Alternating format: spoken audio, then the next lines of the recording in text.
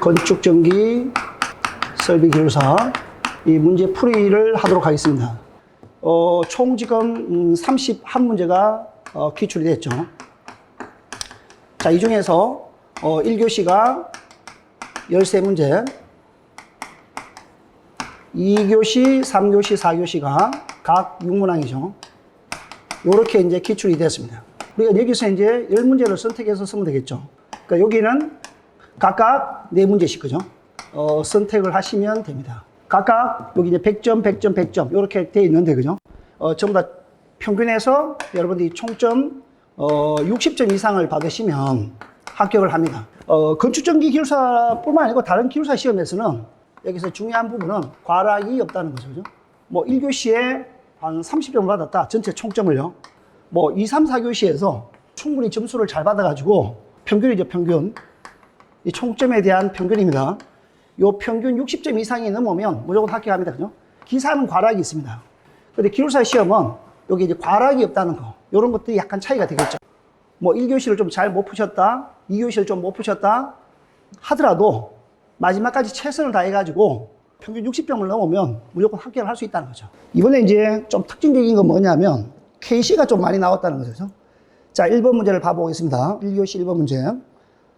KC에서 정하는 보호도체 단면적 산정에 대해서 설명하시오 나와 있죠.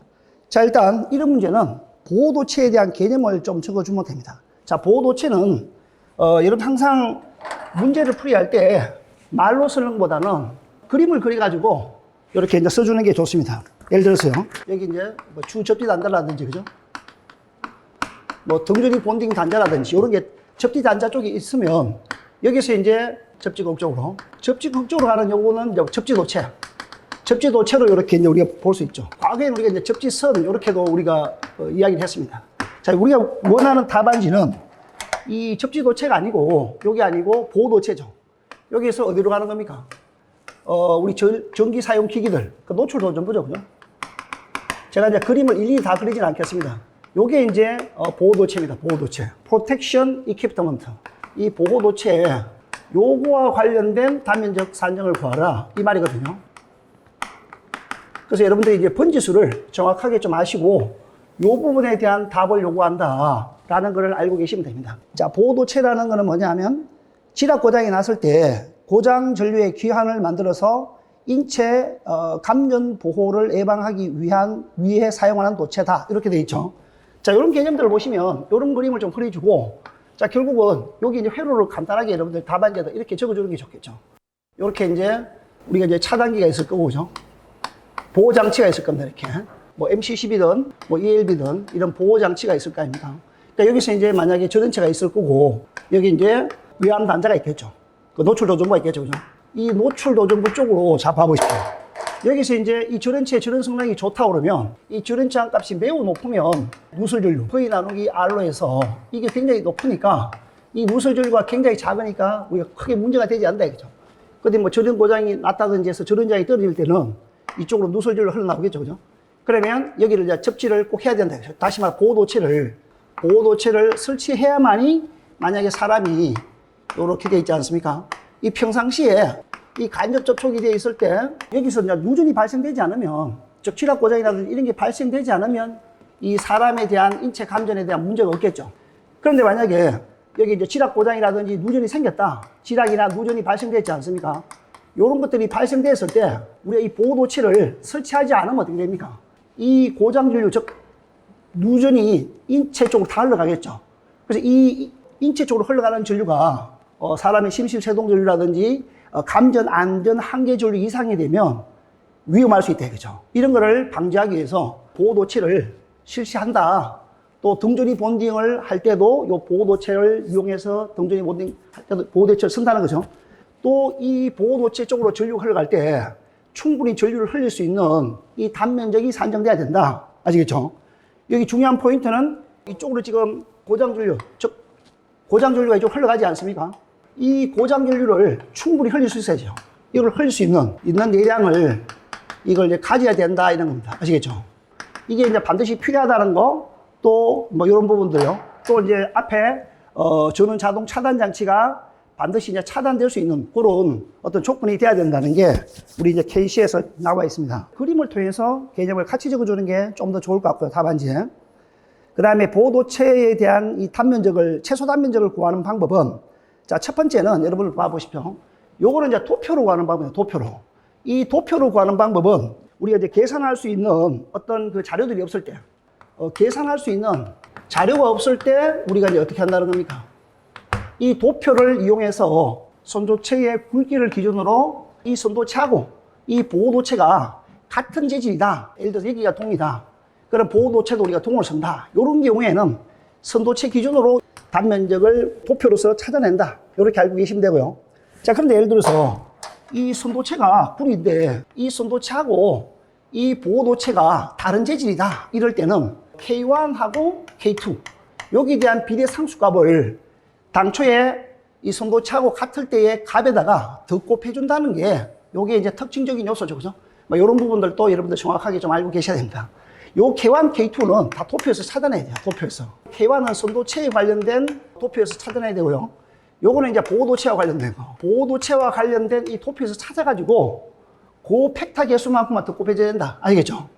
이런 부분들은 다음에도 그죠? 얼마든지 기술사 공부에 어떤 단위 유니트로서 충분히 사용할 수 있으니까 잘 좀 이어두셔야 됩니다. 다음 시기에 보면 계산할 수 있는 팩타들이 있을 때 계산할 수 있는 자료가 있다는 거는 잘 봐보십시오.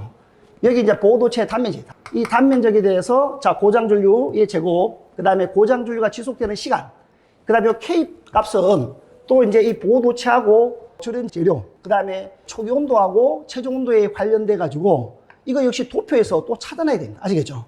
요렇게 이제 보호도체와 관련돼 가지고 KC 해설서나 이 뒤에 보면 또 옛날에 우리 보면 그 KSC IC 60364 그 뒤쪽에 보시면 여기 이제 K 값을 구하는 그런 게 나와 있습니다. 또 구내성 규정에도 나와 있죠. 그 다음에 이 KC 해설서죠. 뭐 이런데 그 다음에 KSC IC 60364 막 이런 데 보면 다 자료가 나와 있거든요. 여기 부분에 대해서. 막 이런 것들은 이 K 값을 찾는다. 일단 여기서 중요한 거는 계산 자료가 있을 때, 계산할 수 있는 자료가 있을 때는 이 식을 이용한다. 자, 그렇게 해서 답안지를 풀이하시면 되고, 그 다음에, 세 번째 봐보십시오. 요거는 보호도체가 케이블의 일부가 아니다라는 거는 뭐냐면, 이 보호도체를 케이블하고 따로 시공을 될 때, 케이블하고 따로 설치될 때, 보호도체가 선도체하고 별도 설치될 때, 막 이런 개념입니다. 아시겠죠? 설치되는 경우에는 이런 어떤 규정을 가지고 보호도체 단면적이 결정된다. 아시겠죠? 그래서 이제 이런 것들이 도표로 나타내기 좋습니다. 기계적 손상에 대해서 보호가 되는 경우, 기계적 손상에 대해서 보호가 되지 않는 경우, 이렇게 해서 이제 단면적 굵기가 KC 기준에 있다. 아시겠죠? 요거를 이제 항상 도표로 이렇게 이어주는 게 좋습니다. 왜냐하면요, 보기 좋은 떡이 맛이 있다고 그러죠. 채점자한테 요것도 서비스입니다. 자, 그 다음에 보호도체가 2개 이상 회로에 공통될 때는, 자, 봐보십시오. 여기서 중요한 거는, 회로 중에 부담이 가장 큰 것으로 예상되는 고장전류 및 동작 시간을 고려해서 위에 1번 항하고 2번 항에 따라서 선정한다. 자, 1번 항이 뭡니까? 계산 관련해가지고 자료가 없을 때 도표로 구하는 방법, 그 다음에, 계산할 수 있는 자료가 있을 때 식을 이용하는 방법이죠. 자, 이걸 통해가지고, 자, 봐보십시오. 4번 내용도 이렇게 그림을 그려서 항상 답안지를 써주는 게 좋아요. 제가 왜냐하면 이거 일일이 그림을 다 못 그리거든요. 문제풀이 할 때. 제가 이제 이 문제풀이 자료집을 한 문제를 제외하고는 우리 설계 문제를 제외하고는 다 풀어놨습니다. 회로가 있지 않습니까? 여기 이제 분점만 있다고 봐보겠습니다. 있다고 치고요. 보호도체가 이렇게 나와 있다고 봐보겠습니다. 이 부분이 Protect Equipment 보호도체입니다. 이 보호도체에 또 단면적을 선정해야 되잖아요. 이럴 때는 어떻게 하냐 하면 누구를 기준으로 한다고요? 회로 중에 가장 큰 것으로 예상되는 고장줄. 예를 들면 여기가 4스퀘어짜리다. 여기 6짜리고 10스퀘어짜리다. 그러면 요거를 기준으로 보호도체 굵기를 선정하는데 여기에 지금 관련된 아까 일시 여기가 보호도체를 구하는데 보호도체를 계산할 수 있는 팩터가 있냐? 그러면 이제 1번으로 가는 거겠죠. 이 보호도체에 대한 굵기를 선정하는 어떤 자료가 있으면 뭘로 간다고요? 식으로 가는 거죠. 아시겠죠? 요 도표. 요런 식으로 구한다 이겁니다. 요거를 근거로 요렇게 이제 여러 회로가 있을 때는 가장 부담이 큰 거, 요걸 기준으로 보호도체의 굵기를 구한다는 거죠. 아시겠죠? 자, 이제 문제 2번에 보시면 이 합성수지관 천장은폐 장소 및 벽체 시설에 대해서 KC 개정 사유 및 개정 내용에 대해서 설명하시오 나와 있거든요. 요 개정 사유는 국토부 그 자료라든지 전력기술협회지, 전기기술협회지 자료에 보시면 잘 나와 있습니다. 그죠? 그리고 이게 또 전에 2019년인가 2020년도인가요? 대한전기협회에서 그때 교육을 한번 했지 않습니까? 그때 있었던 내용들입니다. 그래서 우리가 이제 항상 이슈화 되는 것들은 잘 좀 공부를 해놔야 된다라는 겁니다. 자, 여기에 대한 개정 사유는 2018년도에 이 화재 조사를 쭉 해보니까 정부 감사에서요. 그래서 이제 건물 화재의 주 요인은 뭐냐? 천정 은폐 배선이다. 천장 은폐를 해놨다 말이죠. 이게 지금 뭐냐면 이 말이죠, 그죠? 여기가 우리가 이제 콘크리트가 있고 여기 이중 천장이 있을 거 아닙니까? 석고보드가 이런 게 있을 거고요. 뭐 밤라이트가 있을 거고 뭐 또 텍스 같은 것도 있지 않습니까? 텍스 같은 거. 뭐 어떤 요 텍스가 석고죠, 텍스가죠. 이런 부분들이 이제 요렇게 있을 때 이 부분이 이제 천장 은폐. 요런 것도 여러분들 항상 그림을 좀 그려주면서 설명하는 게 낫습니다. 여기에 이제 시기관이 있다. 여기에 문제가 됐다. 뭐 먼지라든지 이런 부분들이 많을 수 있을 거고 화재가 이제 발생된다. 그러면 이거 인지를 할 수가 없잖아요. 왜냐하면 이거 안 보이니까. 이 화재 확산에 문제가 되더라.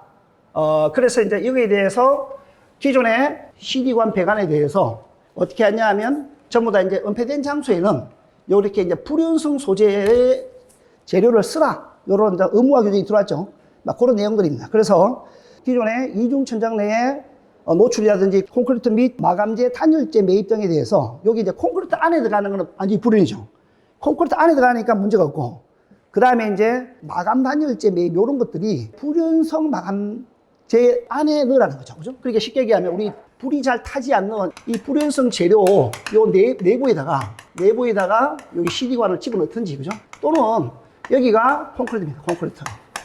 이 콘크리트면 이 콘크리트 안쪽에다가 CD관을 집어넣어라 이거죠. 이렇게 하게 되면 이거 자체가 화재 우려가 없다. 화재가 난다 하더라도 화재 확산에 의한 문제가 발생되지 않는다라는 거죠. 그죠? 그래서 어떤 하나님 요 방법을 하든 요 방법을 하든 요렇게 이제 해라. 매입하는 거에 대해서는요. 매입하는 거에 대해서. 근데 여기 이제 보면 한 가지 이제 또 허용하는 게 뭐냐면 옥내 전개된 장소에 대해서는 요 시설에 대해서는 이제 불연성 마감 재료로 이제 설치하라 이런 자료가 있죠, 그죠? 옥에 전개된 장소에는 허용을 합니다. 매입에 대해서는 이런 식으로 하고요.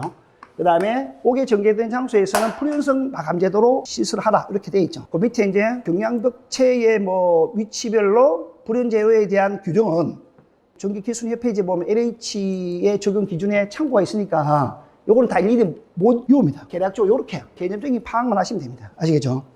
자, 그 다음에 제가 이제 참고로 거기 이제 KC에 제가 코드 넘버별로 요거는 2021년도 1월 달에 KC 내용들이고요. 요거는 2021년 7월이죠. 한 번 더 개정이 되죠. 수정 보완되었습니다. 요 자료를 근간으로 1월 달 대비해서 7월 달 요 자료들이 요렇게 이제 바뀌어 있다는 거. 제가 코드 넘버도 다 써놨는데 코드 넘버는 막 지워놨습니다. 여러분 코드 넘버까지 자꾸 적어드리면 불편해 하실까 싶어서요. 이번에 보십시오. 문제 3번은 소방활동 설비인 비상 콘센트 전원회로 설치 기준이죠. 제가 앞에 1번 문제도 그렇고요. 1번 문제는 사실 내가 보호 도체하고 접지 도체하고 이런 것들을 제가 다 정리해서 연구반 또 실전반 분들한테 다 줬죠. 그리고 시험도 쳤고요. 그래서 아마 다들 잘 쳤을 거로 봅니다. 그리고 문제 3번 역시도 자료를 더 드리고 이거 실전반에서 시험을 쳤고 회도 구성을 어떻게 하라. 그 다음에 이 중요한 포인트는 이 부분이다 라고까지 설명을 다 해줬습니다. 그래서 이게 딱 나왔잖아요. 소방 문제를 딱 두 문제를 찍어드리거든요. 또 두 문제 중에 한 문제가 나왔습니다. 다음에요. 또 다음 차수는 이 소방 문제가 보면 건널 때 한 번 나왔다가 건너뛰고 또 한 번 나오고 이런 식으로 반복 사이클을 가지고 있거든요. 여러분 항상 문제를 잘 분석을 해야 돼요. 그 다음 회차에 또 이 소방 문제가 나올 것들이 저는 좀 보입니다. 그 부분은 우리 연구반이랑 실전반 쪽에 제가 또 자료를 만들어서 드리고 시험을 또 칠 겁니다. 자, 그게 이제 우리가 앞에 찍었던 문제가 나왔다는 거죠. 자, 비상 콘센트는 화재 안전 기준에 잘 나와 있습니다. 그죠? 화재 안전 기준에 상세히 나와 있고 문호당 상물에 기본적인 비상 콘센트 전원 설비에 대한 설치 기준이 나와 있습니다. 아시겠죠? 자, 여기는 화재 안전 기준 LFSC죠. 화재 안전 기준에 나와 있고요. 그 다음에 우리 문호당 3분 소방전기 쪽에 나와 있습니다. 아시겠죠? 그래서 제가 이 문호당 1, 3분을 항상 등한시하지 마라. 이 내용이 제가 옛날에 공부할 때 제 서브노트입니다. 이 책자와 만들었거든요. 아시겠죠? 그래서 항상 우리 연구반 자료하고 이 기본반, 심화반 자료를 유심히 잘 보면 60점 맞는 거는 어렵지 않다. 여기 이제 화재 안전규칙에 나와 있는 내용들을 적응을 하는데요. 요거는 좀 외우셔야 되고, 이 그림을 좀 그려주셔야 돼요. 우리 공부하신 분들한테 내가 항상 말씀드리는 게 뭐냐면, 그림을 그려서 설명하라. 이게 말로서 설명하면 이 출제자가 굉장히 짜증을 낼 수 있다. 왜냐하면 그림을 딱 그려주면 훨씬 보기가 좋고 이해를 빨리 시킨다 이거죠. 막 이런 식으로. 자, 제가 하나만 그리겠습니다. 여기 이제 우측이고요. 항상 우리가 이제 층이 있지 않습니까? 뭐 예를 들어서 1층에서부터 뭐 여기 쭉 가서 뭐 10층까지만 딱 하겠습니다. 왜냐하면 이 비상 콘센트 한 개로는 총 10개의 콘센트를 설치하거든요. 그러니까 이게 10층까지 다 그림을 그리셔가지고 1층에 여기다가 분전반이 오겠죠. 그죠? 한 개만 딱 그리면요. 이 분전반을 그리고 여기 이제 MC12가 반드시 와야 되죠. ELB 같은 거 오면 안 됩니다. 누전 같은 게 발생되면 바로 이제 차단을 시켜버리면 안 되니까 반드시 이제 누전에 대해서는 보호되지 않고 단락이나 과부하에 대해서 보호되는 MC12 쓰고 이렇게 비상 콘센트를 딱 그려야 돼요. 아시겠죠? 쭉 올라가서 이렇게 점까지 이렇게 그려주라 이거죠. 동일합니다. 동일하게 이렇게 그려주고 외암에 대해서 이제 붉은색들 그죠? 붉은색이라든지 여기 또 보면 표시등이 있죠. 표시등. 여기 이제 빨갛게 표시 램프가 있습니다. 항상 우리 소방 쪽에서는 전부 다 적색을 씁니다. 여기도 똑같죠. 이런 표시등이 있고, 자, 이렇게 이제 그림을 그리고, 자, 여기 이제 회로들이 단상 2선식. 전에는 우리가 이게 단상 2선식 220V죠. 삼상 3선식 380도 있었는데, 요거는 뭐 소방 그 장비에서 크게 이런 게 없다 보니까 이게 폐지가 됐죠. 요거는 폐지됐습니다. 아시겠죠? 요거는 지금 남아있는 겁니다. 그러니까 요런 회로들이 여기도 마찬가지죠. 우동. 제가 이제 이렇게 하겠습니다. 우측에 있는 내용하고 똑같이 쭉 다 그려줘야 됩니다. 아시겠죠? 여기가 이렇게 해야 되고, 여기가 이렇게 와야 되는 거죠. 그 다음에 이제 이렇게 그려놓고, 이게 단상 교류, 그죠? AC, 그죠? 220V다. 이렇게 좀 써주시는 게 낫다, 이거죠. 아시겠죠? 그 다음에 이제 전용 배선이나, 전용 배선이고, 전부 다 이제 FR8, 요 전원선은 들어요. 자, 이제 이런 개념들. 왜냐하면 화재에 대해서 우리 안정적으로 전력 공급을 하려면 내와 전선이 들어가야 된다는 거. 아시겠죠? 자, 그 다음에 뭐 차단기 규정들, 그 다음에 배선용 차단기, 그 다음에 이 충전부. 여기 이제 MC12부라든지 콘센트부에 충전부들이 있지 않습니까? 인체 접촉이 되면, 충전부에 직접 접촉을 하게 되면, 감전에 우리가 있으니까 충전부에 대해서는 전부 다 노출되지 않도록 해야 되고, 또 여기가 이제 비상 콘센트라는 아까 표기를 달아줘야 되고, 아시겠죠? 그 다음에 이 박스들 있죠? 이 함. 이 함은 녹이 쓸 수 있으니까, 여기 이제 방청을 해라. 방청. 도장을 하는 거죠. 녹방지 이 방청을 해라라는 그런 얘기입니다. 자, 중요한 거는 8번에 봐보시죠. 이 간선이 쫙 올라가는데 여기 콘센트가 하나, 1층에 하나, 또 2층에 또 하나. 그죠? 제가 이제 간단하게 그리겠습니다. 3층에 하나. 자, 1층에 콘센트 하나입니다. 2층에 콘센트 하나입니다. 3층에 콘센트 하나죠. 간선의 이 단면적, 즉 굵기죠. 이 단면적 선정은 반드시 이제 3개 이상의 이 콘센트 사용했을 때 통전할 수 있는 굵기로 가져야 됩니다. 아시겠죠? 3개 이상이니까 뭐 4개도 상관없겠죠. 그죠? 근데 밑에 2개는 안 된다 이거죠. 아시겠죠? 이 한 개 회로가 이 콘센트 전체가 10개 이하를 잡아야 돼요. 10개 이하.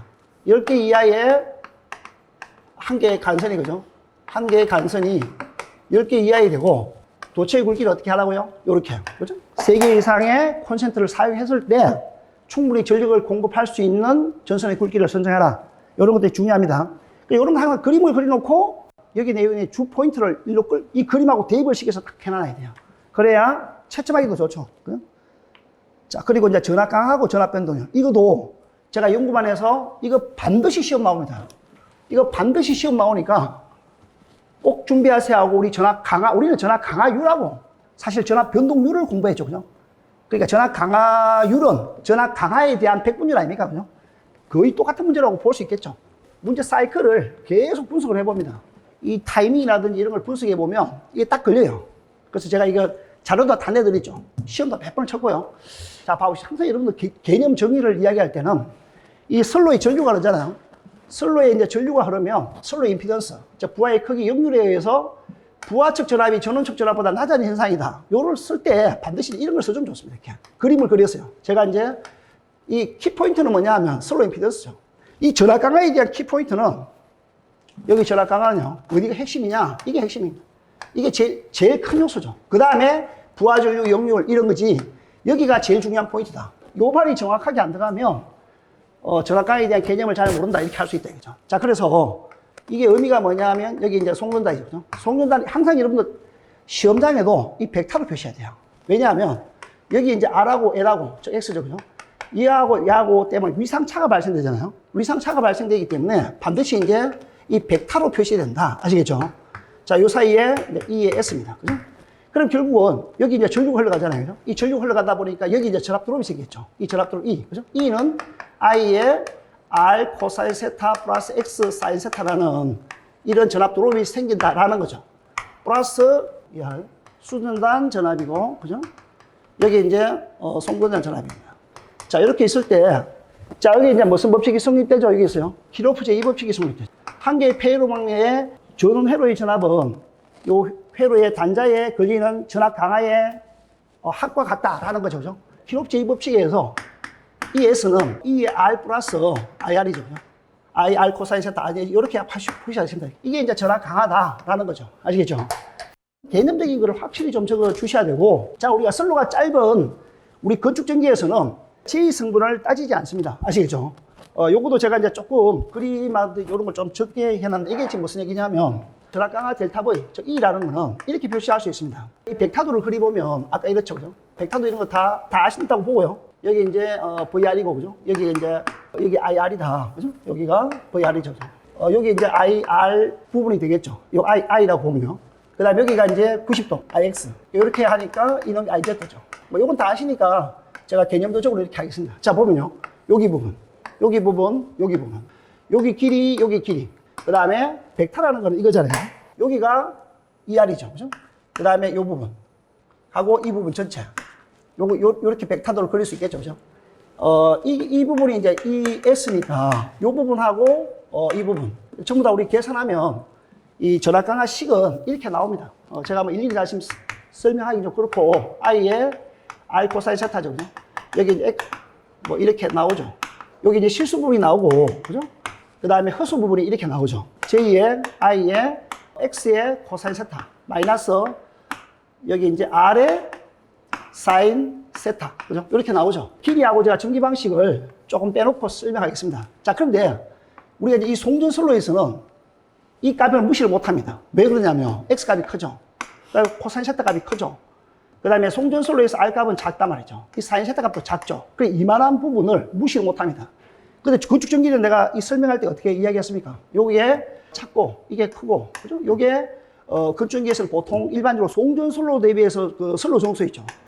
이 선로 정수 부분에 대해서 요런 어떤 특징적인 값을 가지고 있습니다. 그래서 R은 크고 사인은 작으니까 우리 건축전기에서는 이렇게 구성되면 이것들이 거의 무시할 정도로 작습니다. 아시겠죠? 그러니까 이걸 무시해버리니까 결국 벡터라는 거는 이 크기하고 위치가 있죠. 이 크기하고 방향, 그죠? 각도가 있는데, 이 각도 부분에 대해서 여기 이제 없어져 버리는 거죠. 오로지 이제 크기만 나타내니까, 건축전기에서는 방향, 이런 게 없다 보니까 요 실수 부분만 따진다 했죠. 실수 부분만 따지니까 스칼라로 표시된다. 자, 우리가 이제 송전선로, 우리가 이제 송배전공항에서는 선로 길이가 긴 거죠. 그런 송전선로에서는 이 제2 성분을 무시를 못하니까 항상 벡터로 따진다. 그 개념들 내가 설명을 다 해드리고요.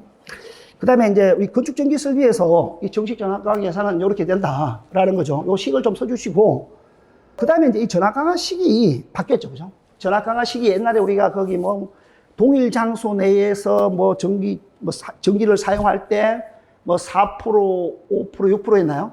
그 다음에 우리 이제 한전 저쪽에, 그죠?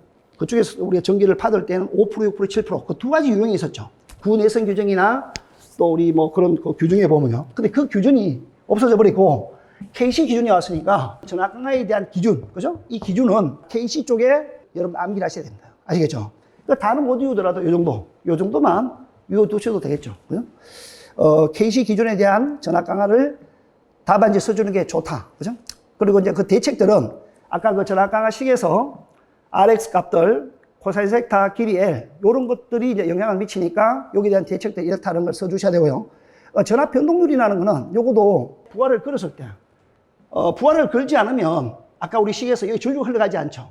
이 전류가 흘러가지 않으니까 부하가 없을 때 2차특 단자전압이 이거죠. 무부할 때. VEM. 그 다음 부하를 걸었으면 여기 전류가 흘러가니까 이 전압도를 생겼죠. 그거에 대한 백분율이다라는 거죠. 그죠?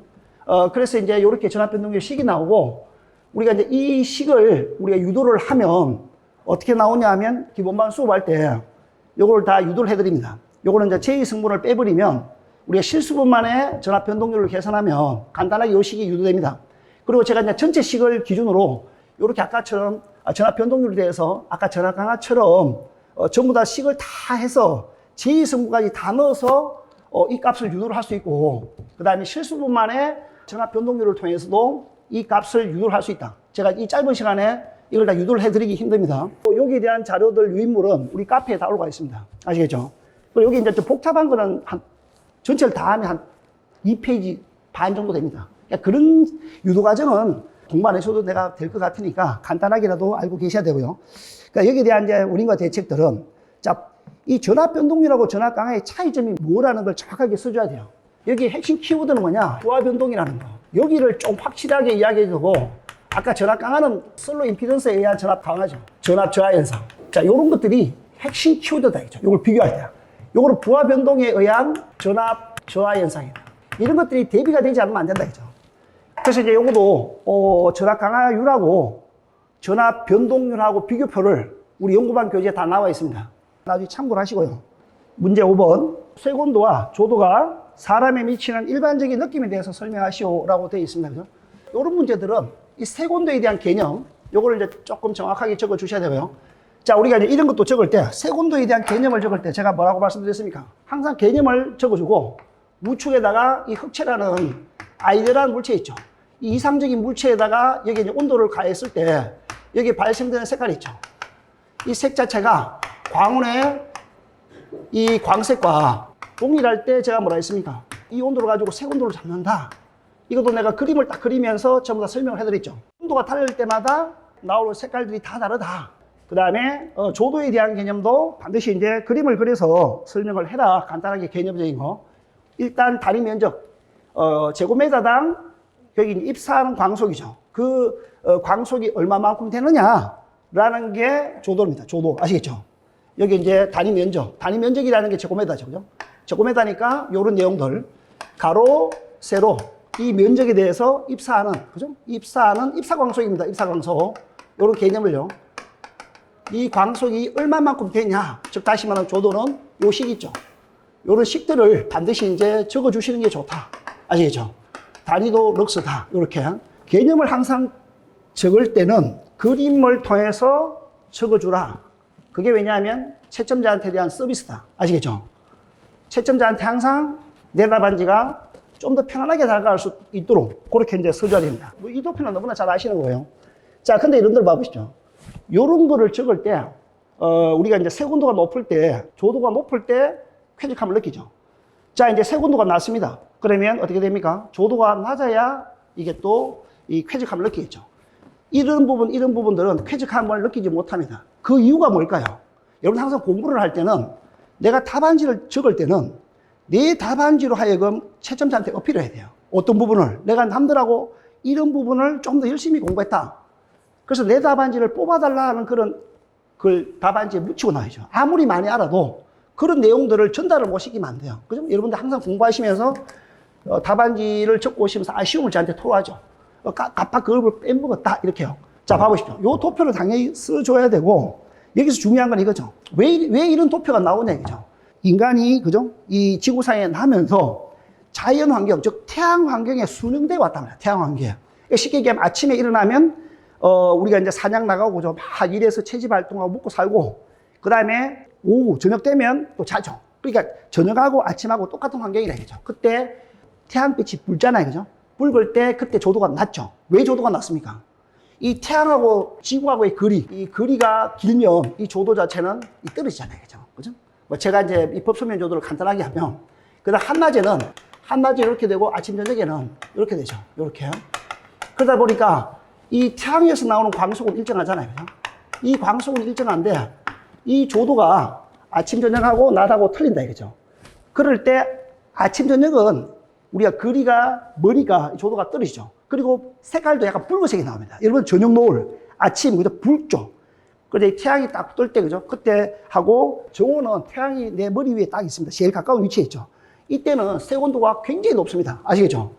그런 어떤 인간의 그런 그 자연 환경의 순응, 그죠? 이런 것 때문에 이런 관계 곡선이 성립됐기 때문에 여기에 맞는 우리 조명 환경을 해줘야 된다는 걸 강력하게 써줘야 돼요. 아시겠죠? 그리고 거기에 대한 예들을 제가 이렇게 적어 놨습니다. 그 다음에 색온도와 조도와의 관계들, 이런 것들도 공부하셔야 되고요. 자, 문제 6번을 보시면 변압기 절연 방식에 대해서 물었습니다. 요거 10점요. 자, 요거는 절연을 어떻게 하느냐? 라는 거죠. 권선이 있으면 이 권선 절연을 어떻게 하느냐 이거죠. 그 다음에 절연을 어떻게 할 것이냐. 가장 우리가 이제 절연을 높게 하는 거. 그죠? 절연은 크게 이제 우리가 요런 것도 여러분들 큰 틀에서 이렇게 나눠주는 것도 좋죠. 여기 이제 유효접지계통, 유효접지계통, 비유효접지계통, 그죠? 요렇게 좀 나눠가지고, 유효접지계통에는 단절연, 그죠? 단절연을 한다, 또 무슨 절연 하죠? 그죠? 요런 것들 하는 거고요. 비유접지는 우리가 이제 고정접지계통이나 비접지계통에 쓰는 거죠. 여기는 이제 풀절연, 풀절연. 전절연요. 풀 인슐레이션. 아시겠죠? 풀 인슐레이션, 전절연입니다. 요런 것들을 이제 도표 간단하게 놔두고, 그 다음에 균등절연. 요렇게 이제 도표를 나눠놓고, 요거에 대해서 요렇게 간단하게 좀 적어주는 게 좋습니다. 실제적으로 여러분 변압기 절연은 어디에다, 일반적으로 어디다가 많이 씁니까, 이게? 이 절연이라는 그런 개념들은 보통 한 154 정도급, 그죠? 154kg급 정도에서 절연을 한다. 요렇게 이제, 키포인트를 끌고 가야 돼요. 아시겠죠? 요런 것들이 이게 중요하다. 투트라인도 뭐 절연 방식을 굳이 이야기할 수는 있지만, 이 절연 방식에 대해서 따지는 변압기는 154급 이상의 변압기에서 절연 방식을 우리가 적용한다. 이게 노멀한 내용입니다. 아시겠죠? 자, 전절연은 절연 중에서 가장 크게 절연하는 거죠. 그러니까 절연비가 가장 비싼 거죠. 풀 인슐레이션이죠.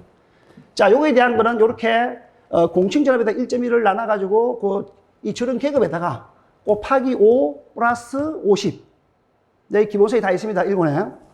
자, 그 다음에 여기에 대한 특징들요. 우리가 이제 이 절연체를 많이 감잖아요. 이 절연체를 많이 감거든요. 풀로 해버리니까 어떻게 됩니까? 돈이 어떻게 돼요? 돈이 주고 나는 거지 뭐. 돈이 비싸다. 그죠? 그 다음에 돈이 비싸니까 또 비경제적이다. 이런 말이 나와야 되고요. 그 다음에, 우리가 이제 절연 레벨, B를 계산할 때 이렇다. 아시겠죠? 자, 균등절연은 이 풀 인슐레이션, 전절연하고 똑같은데 이 전체를 RST, 이 상들을 똑같이 이렇게 이제 감는다는 거죠. 쉽게 얘기하면 이런 거죠. 이런 게. 이 델타 권선이 이렇게 있을 때 이 델타 권선의 절연을 이렇게 동일하게 절연하겠다. 여기 이제 절연, 여기 절연들을 다 균등하게 절연하겠다.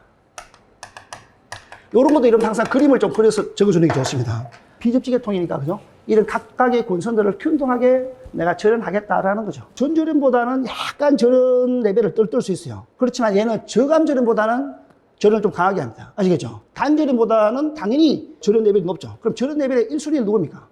풀, 그 다음에 균등, 저감절연, 그 다음 단절연. 아시겠죠? 자, 이 저감절연에 대한 개념들, 이것도 내가 우리 실전에서 시험 몇 번 쳤죠, 그죠? 뭐, 이거 우리 기본서에도 다 있고요. 저감절연은 우리가 이제 접지계통이죠. 예를 들어서 아까 이런 계통입니다. 이런 계통에서 하는 절연 방식이 저감 절연 방식이다라는 변압기, 저항 접지계통이나 또는 직접 접지계통이나 저항 접지계통. 요런 접지계통에서는 봐보십시오. 일선 진학이 발생됐어요. 일선 진학이 발생되면 여기 이제 우리 근저상에 상전압이 있겠죠. 상전압에 전위 상승이 발생된다. 전위 상승. 전위 상승이 발생되면 일선 진학이 발생됐을 때. 그러니까 이 전위 상승 자체가 일반적으로 좀 낮단 말이죠. 뭐에 비했어요? 비접지계통에 비해서. 그래서 낮으니까 여기 절연을 어떻게 한다는 겁니까? 절연 레벨을. 여기 절연 레벨을 좀 낮게도 되죠. 경감할 수 있다. 요런 것들을 이제 써야 됩니다. 요런 것도 항상 그림을 딱 그려가지고 절연 레벨을 잡을 때 어떻게 한다면요. 이 공칭전압의 약 한 80% 정도. 그러니까 이 공칭전압의 1.1을 남은 값보다 작은 값. 즉, 다시 말하면 회로의 공칭전압의 80% 정도의 값을 넣는다라는 거죠. 아시겠죠? 자, 그래서 우리가 1.1인분도 봐보세요. 이런 분들 설명 다 했습니다, 옛날에요. 이거 하면 100kV잖아요. 그죠? 100kV인데, 우리 아까 균등전을 할 때는 이렇게 나왔죠. 그러니까 이거보다 작은 값. 즉, 다시 말하면 110에다가 곱하기 0.8을 하면 대충해서 얼마 나오냐? 80kV가 나온다, 그죠? 이 80보다 좀 높게 나오죠? 그래도 80으로 잡겠다는 거죠. 이거 역시도 154 곱하기 얼마요? 0.8. 퉁쳐서 절연계급 얼마요? 120을. 120을 잡고 여기다가 이거 똑같죠? 뭐 계산할 때 풀질하고 똑같습니다. 이렇게 하면 이게 650이 나온다, 그죠? 이것도 어느 계통에서요? 거의 뭐 154급에서 이런 걸 하는 거지. 투트라인 변압기에서 거의 잘 안 합니다. 아시겠죠? 메이카에서도 마찬가지죠. 우리 이론적으로는 뭐 투투라인도 적용할 수 있지만 실제적으로 메이커에서는 거의 1호사급 정도에서 한다. 자, 단절에는 이렇게 합니다. 단절에는 우리가 여기서 중성점이 접지가 되어 있잖아요. 이 중성점이 접지가 되어 있습니다. 그라운드가. 그럼 여기가 이제 요 권선을 우리가 N1으로 턴했습니다. 여기 권선요. 또 여기 권선을 N2로 권선을 감았습니다. 여기 권선을 N3로 감았습니다.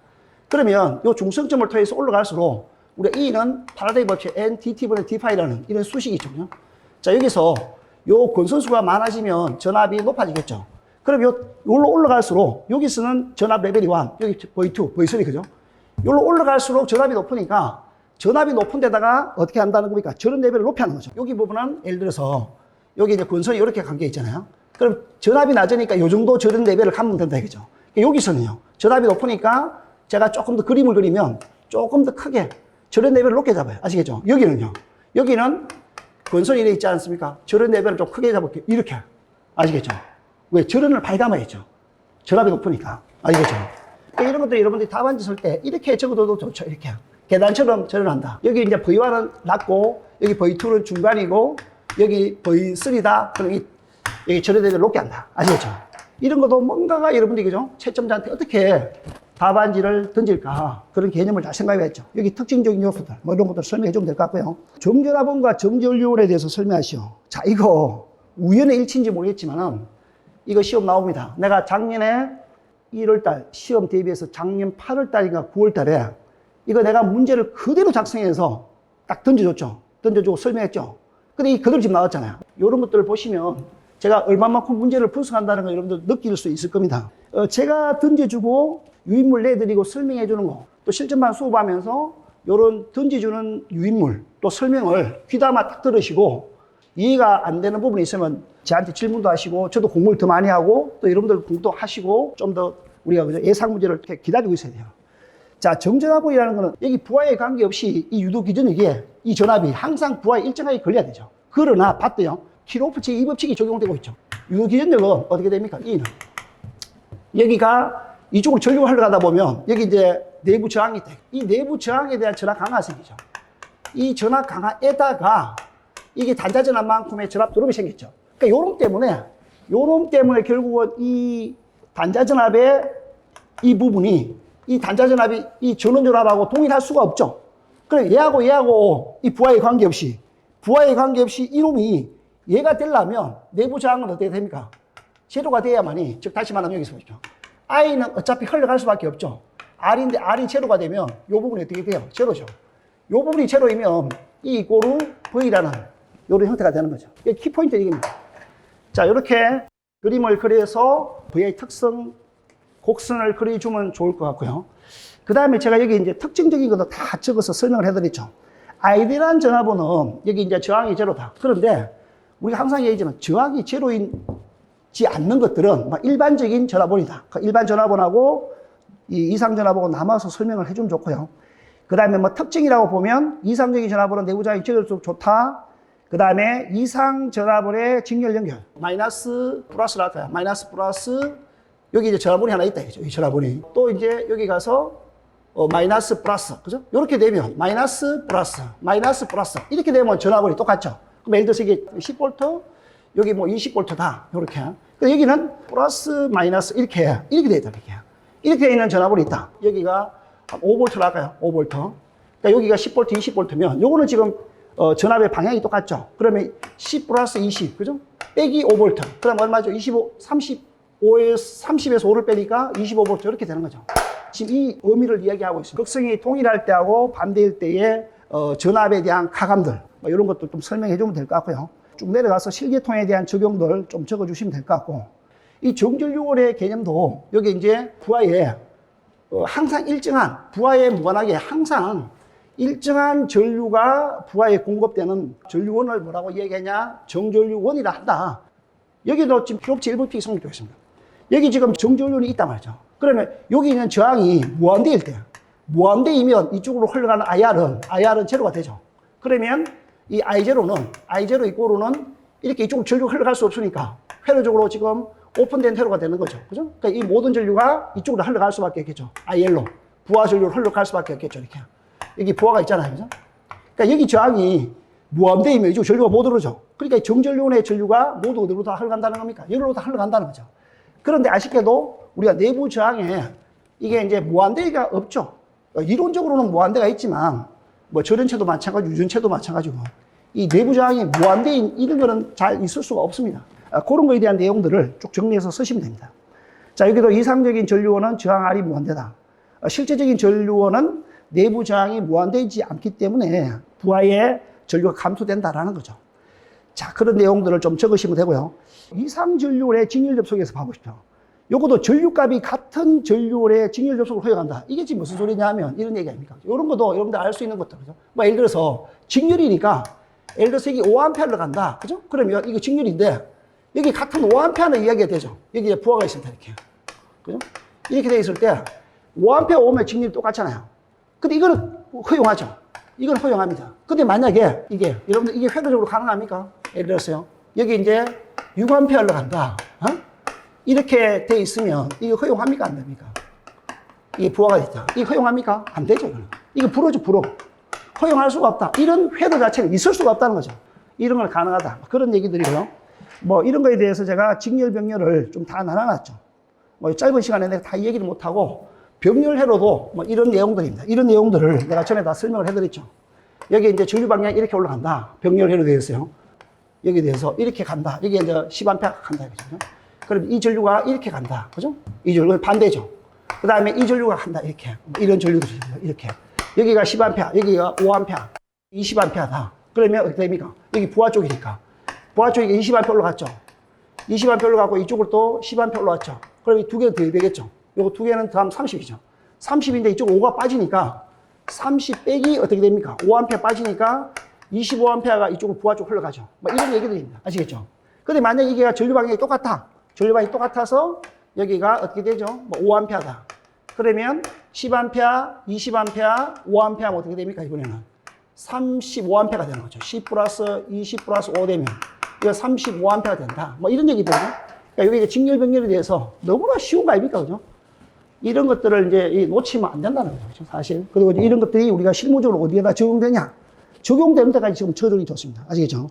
자, 이렇게 넘어가면 되고요. 그 다음 전기자 반작용에 대해서 설명하면 이 전기자 반작용의 키포인트는 뭡니까? 이 전기자 쪽에 흘러가는 전류가 반드시 존재할 때만이 전기자 전류에 의한 자속이 계자 자속에 영향을 준다는 거죠.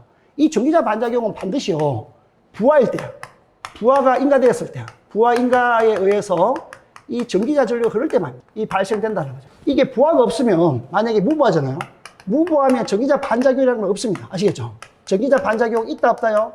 없습니다. 절대로 있을 수가 없어요. 없다. 아시겠죠? 요건 있다. 이렇게 구분해서 답안지를 제출해야 된다. 이런 그림을 좀 그려주고 하면 되는데 어떠한 이제 계좌가 있겠죠. 그죠? 계좌가 있습니다. 이 계좌가 있고 여기 이제 제동무선이 있죠. 난조 발생 방지라든지 뭐 그다음에 우리 동기 발전기나 동기 전동기에서 기동할 때 셀프 기동이 안 되니까 이 제동무선을 집어넣는 거죠. 그죠? 그리고 이 제동무선하고 이 계좌무선 때문에 우리가 또 직류가 튀어나온다는 거 내가 전에 설명을 해드렸죠. 그 다음에 여기 이제 뭐가 있냐면 전기자구선이 있죠. 전기자구선. 공극이 있습니다. 공극이 또. 요 안쪽에 이제 공극이 이렇게 있는 거죠. 그죠?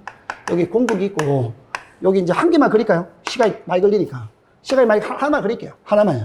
3상 뭐 다 있다고 봅니다. 요렇게. A상, B상, C상. 뭐, 이것만 대충 그릴까요? 이것만. 자, 이렇게 해서 이 부하를 그렸지 않습니까? 이 부하 전류가 이제 흘러가야 되죠. 부하 전류 흘러가면 여기서 뭐가 발생됩니까? 자속이 생기죠. 이 자속이, 이 계좌 자속에 영향을 준다 이거죠. 이 전기자 자속이 아마추어죠. 아마추어. A를 쓰는 건 우리 전기에서 약속입니다. 전기자 자속이 이 계좌 자속이 이렇게 나가잖아요. 계좌 자속. 이 계좌 자속과의 관계가 어떻게 되느냐라는 겁니다. 그래서 여기가 동상일 때는 우리가 이제 교차 자화작용이 일어난다. 그죠? 요 내용을 적어주면 될 것 같고요. 그 다음에, 지상일 때는 우리가 이제 어떤 전류가 흘러가죠? 지상 전류 흘러가니까 여기는 전기자 반작용에 감자작용이 나타요. 감자작용. 요거는 뭐 수업 시간에 내가 설명 다 몇 번 해드렸으니까 우리 또 동영상에도 다 나와 있죠. 그죠? 그 다음에 진상 전류일 때는 우리가 뭐가 흘러간다 했죠? 정자작용이 일어난다. 정자작용. 그죠? 정자작용이 나고 이 세 개 중에서 내가 가장 위험한 게 뭐라고 했습니까? 내가 연구반 수업이나 실전반에서 시험 칠 때 이 진상일 때 가장 위험하다. 어떨 때요? 어떻게 우리 실무적으로 어떨 때 그런 내용들 또 여기 전압이 어떻게 올라가고 어떤 문제가 발생되고 하는 거는 내가 연구반 수업할 때 다 설명을 했습니다. 아시겠죠? 그때 다 수업을 더 넣으시기로 하고요. 자, 봐보십시오. 요게 이제 동상이라는 걸 이렇게 표시해야 돼요. 전압하고 전류가 위상이 똑같다. 아시겠죠? 자, 이럴 때는, 자, 이게 이제 이 전기자 쪽이 항상 고정이죠. 보통 회전 계좌이니까 계좌가 회전이 되니까 전압을 발생시키는 축이 지금 이 축이죠. 그죠? 이 축이고, 자, 예를 들어 A상 도체다. 그랬을 때 전류를 발생시키는 축이 이 축이죠. 그러니까 이 전류가 발생시키는 이 축하고, 네? 전압을 발생시키는 축하고 똑같단 말이죠, 이게. 그죠? 이 축이 똑같으니까 이걸 동상이랍니다. 동상. 아시겠죠? 그랬을 때 우리가 이제 암페어 오르나사의 법칙에서 전류가 이렇게 흘러가니까 자속은 어떻게 생깁니까? 마그네틱 필드죠. 이렇게 해서 전기자 자속은 이 방향으로 생기고 항상 계좌는 이렇게 발생된다 했죠. 이 계좌 쪽에 NS는 이렇게 발생되죠. 그죠? 그러니까 이렇게 되니까 이 전기자 쪽하고 계좌 쪽이 여기서는 어떻게 되죠? 크로스 들어가는 방향이죠. 권선. 그죠? 이거는 뭡니까? 도트. 나오는 방향이죠. 그래서 이제 크로스니까 암페어 오르나사 법칙 다시 전류가 이렇게 들어가죠. 얘는 암페어 오르나사 법칙에서 나오니까 이렇게 나오죠. 자, 이 방향이죠. 이렇게 이제 전기자 쪽으로 이렇게 되고, 쪽으로 어떻게 되죠? NO에서 나가고 다시 들어오죠.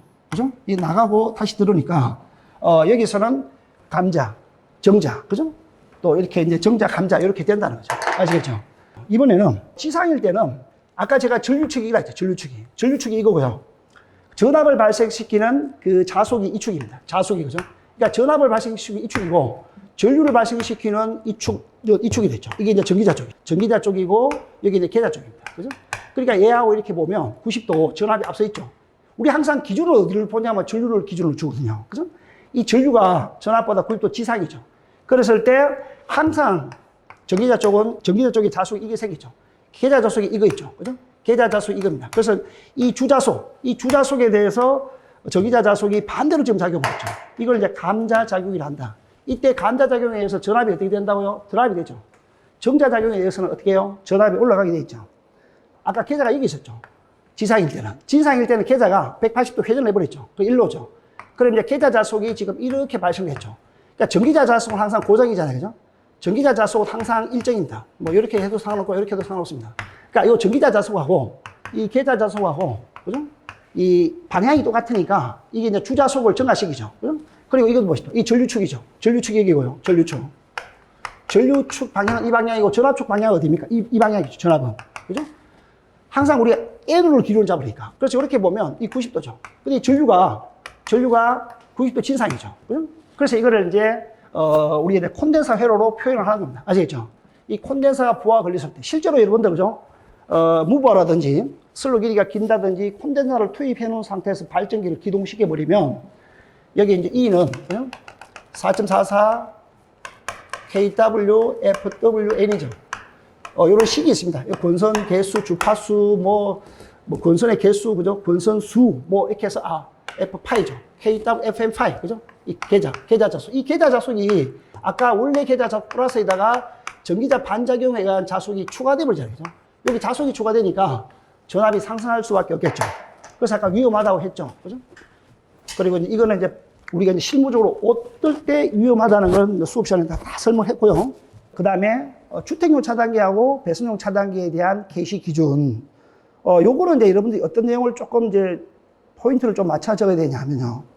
이 주택용은 사실 전기를 잘 모르는 그런 일반인이 취급하는 그런 장소에 똑같은 MC10인데 설치가 되지 않습니까? 그러니까 이거는 이제 안전을 좀 더 고려해야 된다라는 그런 포인트에 비교를 해야 되고요.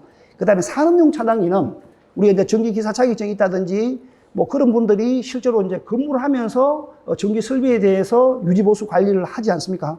그래서 이제 전기에 대한 지식이 있는 사람들이 여기를 핸들링하는 그런 저압 차단기다. 그래서 이제 주택 쪽이 좀 더 안전이 되는 그런 부분이 산업용하고의 차이다. 그렇게 좀 알고 계시면 될 것 같고요. 그래서 이 두 개를 좀 비교를 좀 하시고 적용을 이렇게 따로 한다는 거.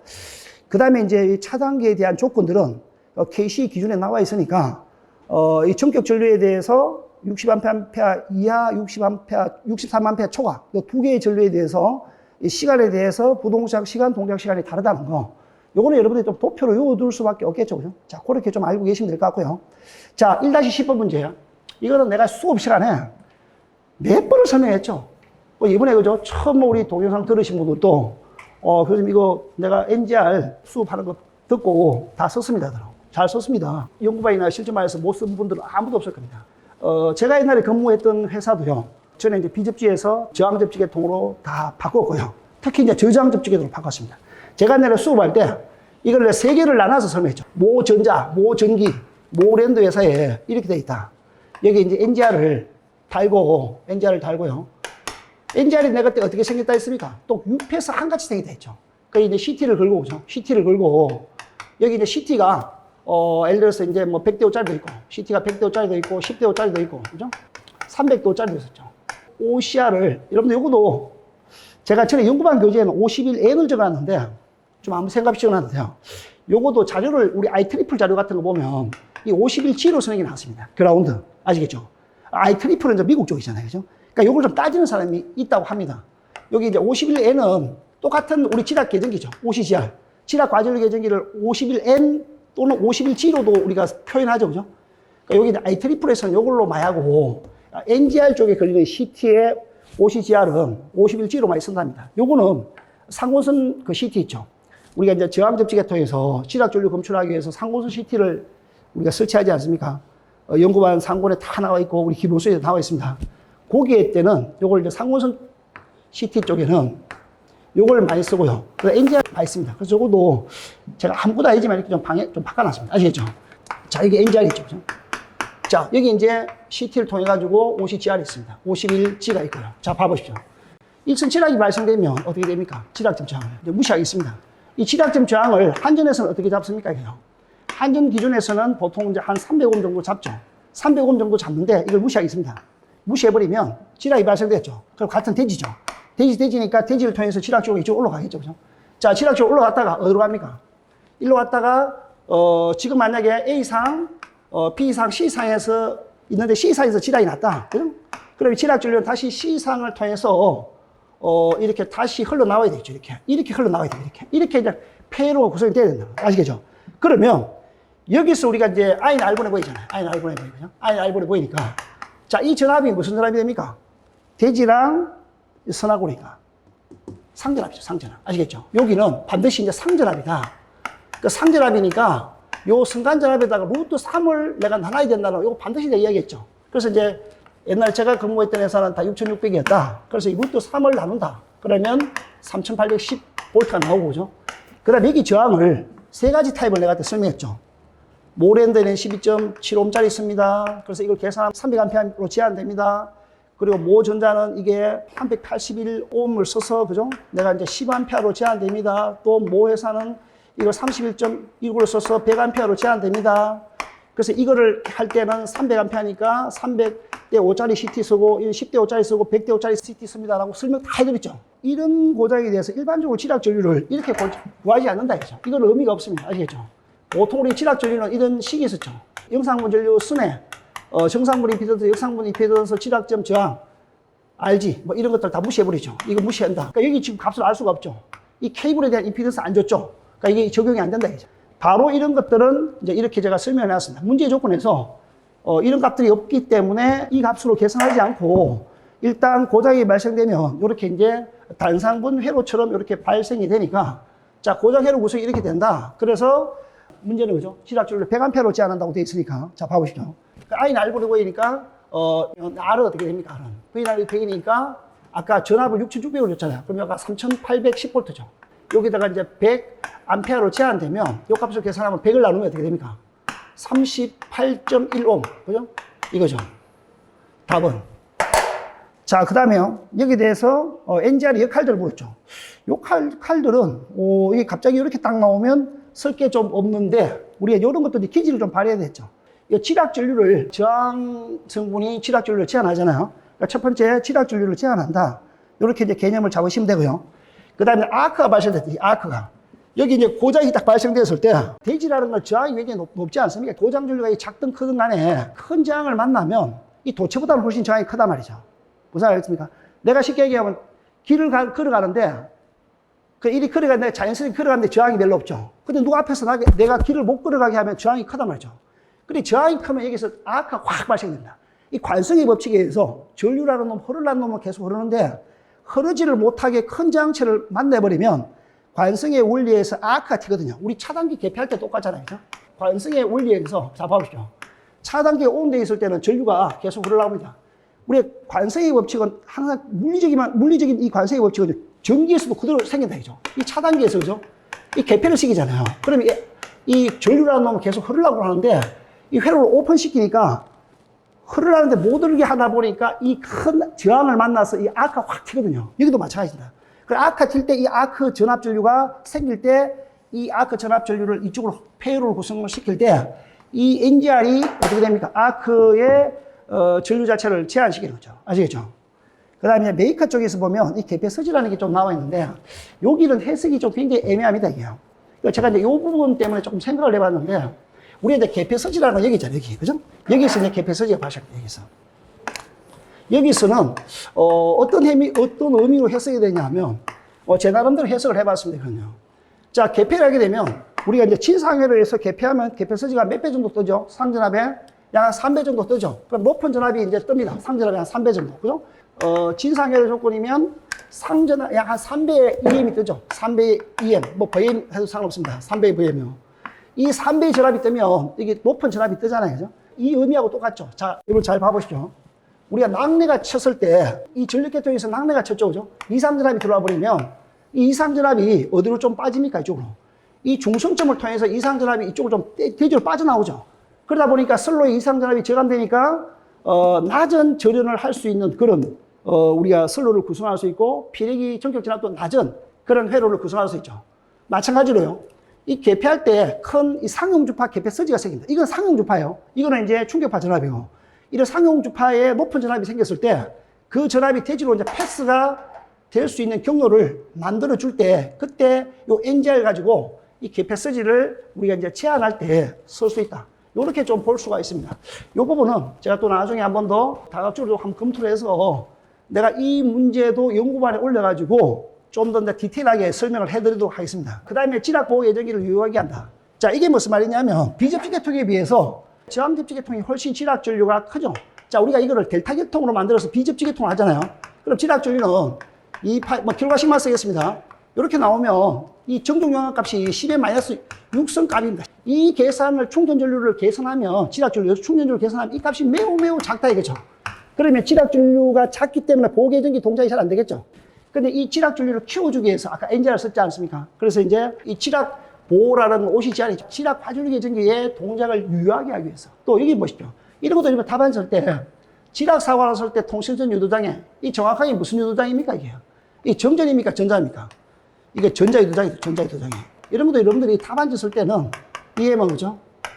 EM은 J 오메가 ML 3I 제곱이다. 그죠? 그러니까 이 진학 전류, 즉 영상분 전류를 우리가 줄여준다 이거죠. 이때는 저항을 달아놓으면 진학 전류가 제한이 되겠죠. I는 R분의 보이니까. 그죠? 아까 I분의 1이니까. 이 NGR을 달아가지고 저항을 달아주니까 이 진학 전류를 줄여주죠. 진학 전류, 다시 말하면 영상분 전류를 줄여주니까 전자유도장애를 어떻게 한다는 겁니까? 줄여주는 거죠. 아시겠죠? 자, 그 다음에 과도한 정도를 향상시킨다. 진학 고장이 나는데 진학 전류를 적게 하니까, 자, 봐보시죠. 이거 지워버렸나요? 특히 이제 고정접지 계통. 여기 이제 NGR이 저항이 좀 높다. 그죠? 그러면 진학 사고 났죠? 그럼 이 진학 전류를 이번에 또 작게 하는 거예요. 저항을 크게 해버리면. 이 저항을 크게 해버리면 이 송전을 그냥 강제적으로 송전을 해버리는 거죠. 아시겠죠? 강제 송전이 들어갑니다. 강제 송전이. 그러니까 이걸 거의 이제 고장으로 만들어가지고, 고장으로 만들어서 이걸 어떻게 한다는 겁니까? 거의 비접지 계통만 일종으로 만드는 거죠. 이 비접지 계통을 만들어버리면 이 진학 전류가 작으니까 진학 사고가 나더라도 송전단 전력이 부하 쪽으로 그냥 보내줘 버린 거잖아요. 그러니까 그때의 과도 상태, 즉 진학이라는 이런 과도 상태에 대해서 이 송전단 전력을 그대로 수전단 쪽으로 보내버리죠. 그걸 이제 과도 안정도라 아시겠죠? 그래서 송전 전력을 많이 보낸다는 건 안정도가 높다는 거죠. 그 다음에 뭐 기타 진학시 슬로 보험 이런 것도 있습니다. 자, 그런 내용도 좀 알고 계시면 될 것 같고요. 11번 문제요. KC에 따른 분산형 전원 설비의 인체 감전 보호에 등의 안전에 관한 사항에 대해서 설명하시고 되어 있죠. 그러니까 이런 부분은 일단 분산형 전원에 대한 정의, 이 개념을 간단하게 써주시고 그림을 통해서요. 그 다음에 여기 이제 분산 전원이 있죠. 분산 전원의 대표적인 게 태양광, 그 다음에 풍력 같은 거, 뭐 등등 있겠죠. 뭐 연료전지, 뭐 등등. 이런 것들을 한전전력계통에 연결을 시킨다. 그죠? 이런 개념을 간단하게 적어 주시는 게 좋고요. 자, 그 다음에 KC 내용을 보시면, KC 501의 3에 보시면, 분산형 전원 설비에 위험 표지 및 취급자가 아닌 사람이 쉽게 접근할 수 없도록 울타리라든지 이런 것들을 이제 설치하라고 되어 있는 그게 있습니다. 그래서 이제 충전부까지 거리가 우리 투투라인 이 정도 있죠. 35kV 이하니까 22,900이죠. 요거 하나 정도에 대한 개념을 적어주면 좋습니다. 뭐 요걸 간단하게요. 뭐 그림을 그려보면 여기 이제 변압기가 있고요. 변압기 이제 부싱이 있겠죠. 이 부싱 위쪽에 이제 충전부가 있단 말이죠. 충전부, 그죠? 여기 충전부가 있으니까 변압기를 이제 설치를 해놨다 봐보겠습니다. 그죠? 자, 그러면 여기 이제 울타리를 이렇게 설치합니다. 그죠? 이 울타리에서부터 펜스까지 총 길이에다가 요 충전부까지 요 길이겠죠. 요 길이를 합한 것들이 요 전압계통에 따라서 사용 전압에 따라서 안전에 관련된 요 거리 기준이 있다. 요 정도를 간단하게 적어주는 게 좋습니다. 계구부까지도 적어주면 더 좋겠죠. 하단부에 펜스를 이렇게 치지 않습니까? 펜스를. 여기 이제 그라운드 레벨하고 0.15m, 15cm죠. 15cm 정도의 이하로, 15cm 이하로 요 간격을 작게 해라. 쉽게 말해 계구부를 작게 하라 이 말이죠. 이번 내용 분사형 전원 발전장치에 대한 보호장치는 참고로 보시면 될 것 같고요. 내려가 보시면 4번 항목이 나옵니다. 분산형 전원 설비의 인체 감전 보호 등 안전에 관한 사항은 안전을 위한 보호에 따를 것 돼 있죠. 요즘 4번 항목을 위주로 구성해 주면 좋겠습니다. 그죠? 그래서 이제 기본 보호라는 거는 충전부예요. 충전부에 직접 접촉하는 것에 대한 보호고, 고장 보호라는 거는 절연체. 우리가 이제 절연체가 절연이 파괴되면 그 노출 도전부 쪽으로 흘러나오죠. 그때 감전에 대한 보호가 고장 보호입니다. 자, 이제 열 영향에 의한 보호는 이제 고온이라든지 뭐 전기 아크로 인해서 그 가열물이 이제 발화가 됐다.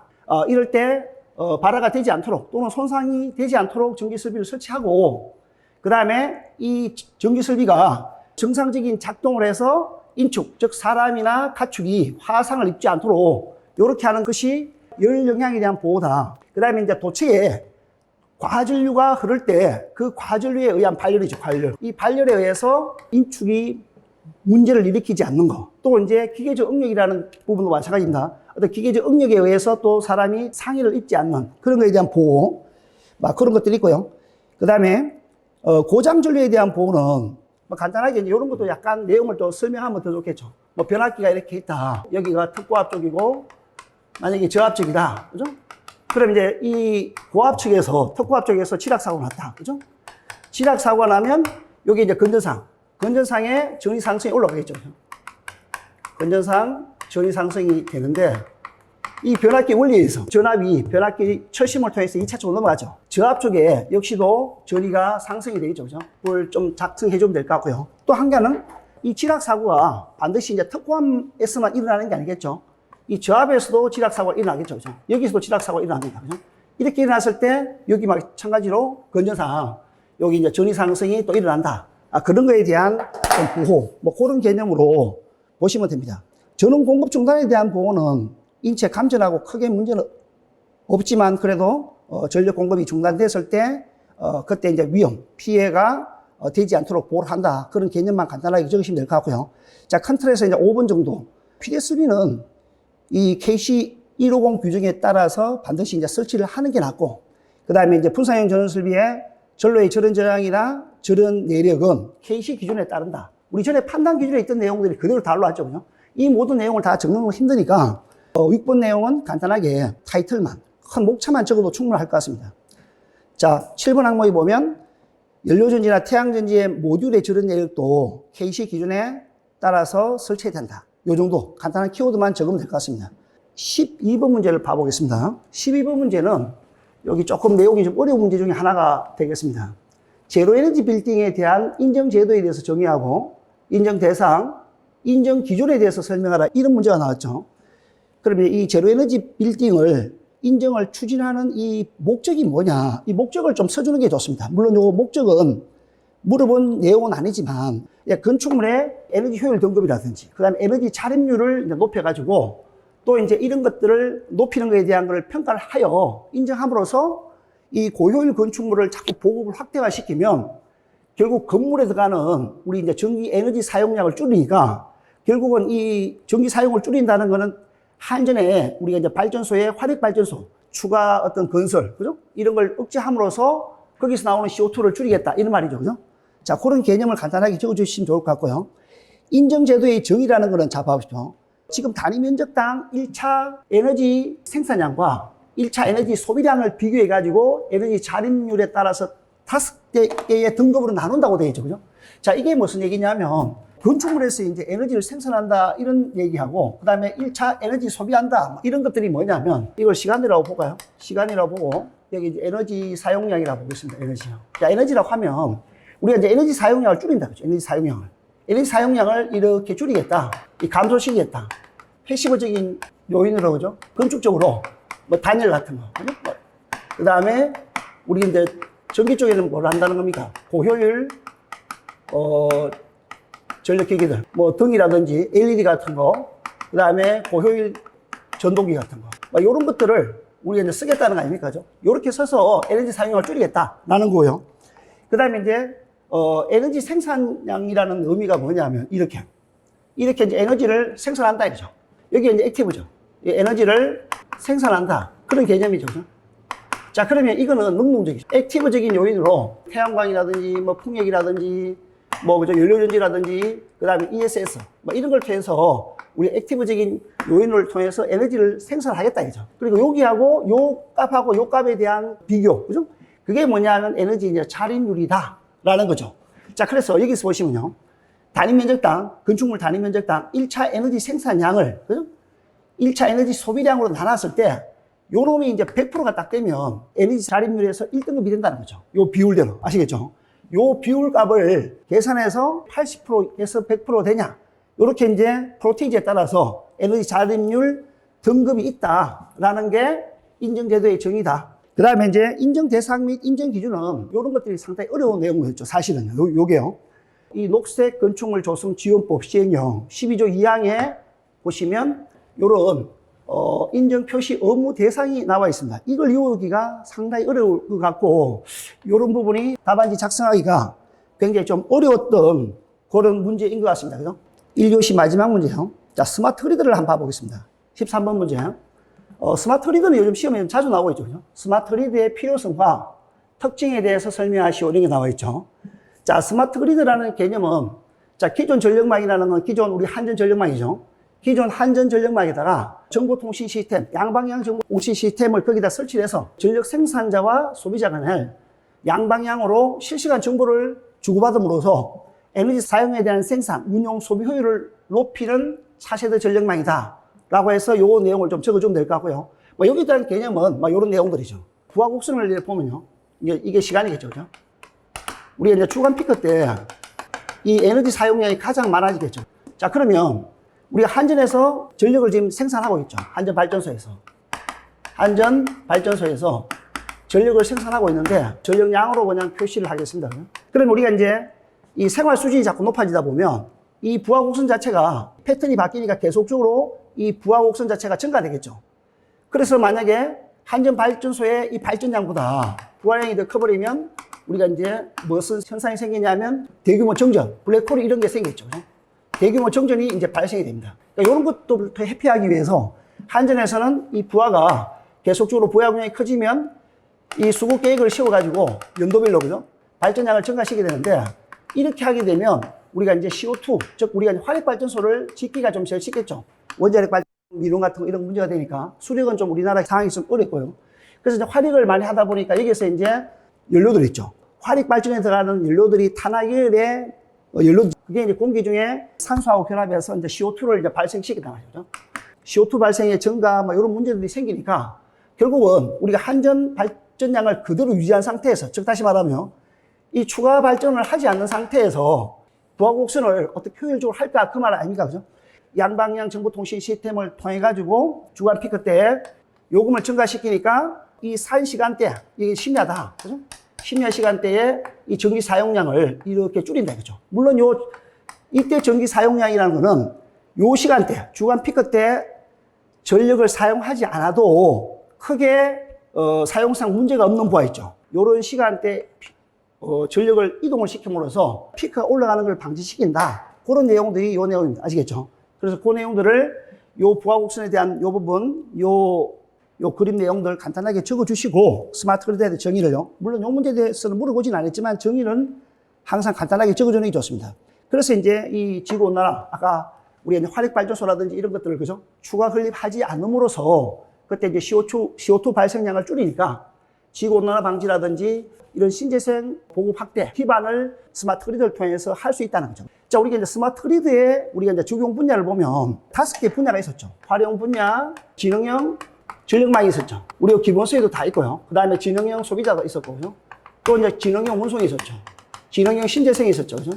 그 다음에 또 뭐 있었죠? 그 요금 제도인가 뭐 있었죠. 그죠? 요금 서비스인가 뭐 이런 게 있었습니다. 요금 서비스. 뭐 요런 전력용 서비스, 요 5개 항목이 있었죠. 그죠? 이런 것들에 대해서 스마트 그리드를 적용할 수 있다. 그 다음에 사회 환경 변화에 대해서 정말 할 수 있고요. 또 그 다음에 에너지의 효율적인 사용. 아까 그 말이 에너지 효율적인 사용이죠. 요 부분요. 요 피크 시간대에 전기 사용량을 심야 시간대에 전기를 사용하지 않는 시간대로 이동을 한다. 그렇게 효율적인 사용입니다. 그죠? 그 다음에 신재생 이런 부분을 이 백업존으로 볼 수 있죠. 그래서 이제 이런 부분들이 무중전 전원과 같은 전력을 제공해 줄 수 있다. 그 스마트 그리드 이런 분야들이 전기뿐만 아니고 통신 분야뿐만 아니고 타 분야 쪽으로 이렇게 많이 적용이 되다 보면 어떤 사업 이런 게 늘어나겠죠. 그러면 결국 우리가 일자리가 늘어난다는 거죠. 자, 그런 내용들을 좀 적어주시면 될 것 같고요. 그 다음에 특징은 이 내용들을 다 적어주기보다는 쓸 수 있는 어떤 분야, 현재 전력망하고 스마트 그리드 상에서 통제 시스템이라든지 그다음 발전, 송배전은 이 공급자 위주냐, 이거는 이제 양방향이냐, 이런 정도. 그다음에 이제 고장 제어하고 진단 이런 것들이 스마트 그리드에서는 다 가능하죠, 그죠? 이런 정도의 몇 개의 내용들을 비교표로 던져주면 답이 될 것 같습니다.